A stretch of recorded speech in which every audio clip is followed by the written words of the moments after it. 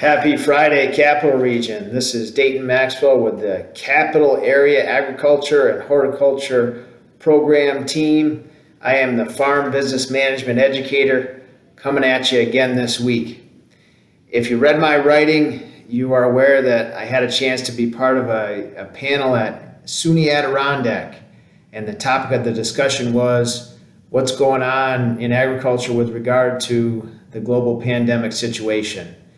And one of the things I learned during this panel is that demand for local food is going up. And what we mean by this is people are demanding more locally grown food because food grown far away due to supply chain issues is having trouble reaching its destination or the end users. And because retail outlets are closed, as you know, because we're all at home. So I thought, just for fun, so if you've never done this before, what's behind me is a demand curve. And for those of you that have taken an economics class, you've seen this before. And if you haven't, well, just hang with me. It might be fun. It might not be, but we'll try to get it over with quick and it shouldn't be too painful. So with regard to local demand for local foods, I'm going to talk to you about the demand curve.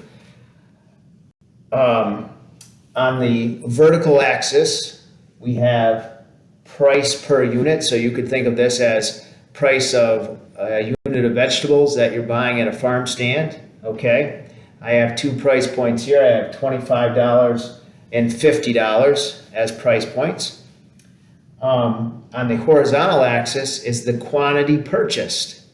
Okay, so the quantity that would be purchased, and I have 50 units, 75 units, and 100 units.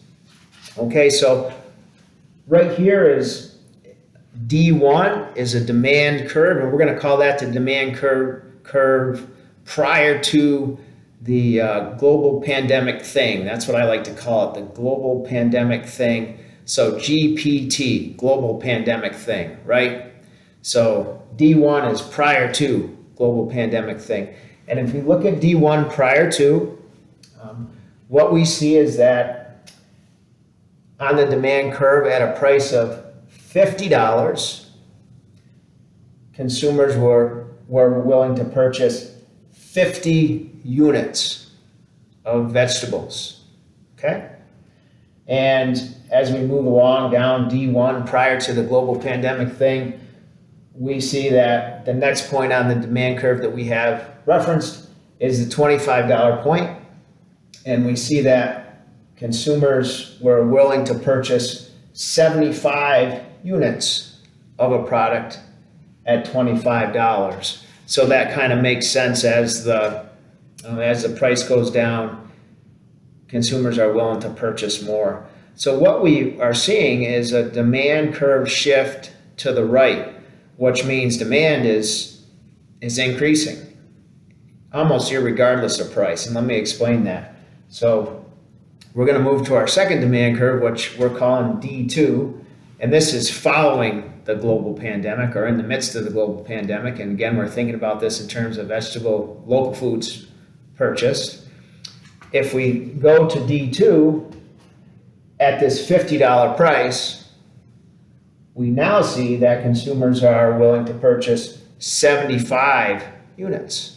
Okay, before they were willing to purchase 50 units at $50. Now they're willing to purchase 75 units. So they're willing to purchase more. So demand is increasing. Okay, if we look at D2 again, which is following the global pandemic, the next point on our graph, we have the $25 point, and the $25 point now says that consumers are willing to purchase 100 units of vegetables at the $25 point. At $25 point, when prior to the global pandemic thing, they're willing to purchase 75. So we're seeing the demand curve shift to the right. This is cool stuff. Maybe it isn't, maybe it's not. Maybe you're saying, why did I even waste my time watching that video? But you gotta admit, they're getting better every week. So what I would say is local foods seem to be becoming more in demand, and this is a demand curve that references that, and we're right at 5 minutes. So have a great weekend. Thank you for your time. As always, it's my pleasure to serve you.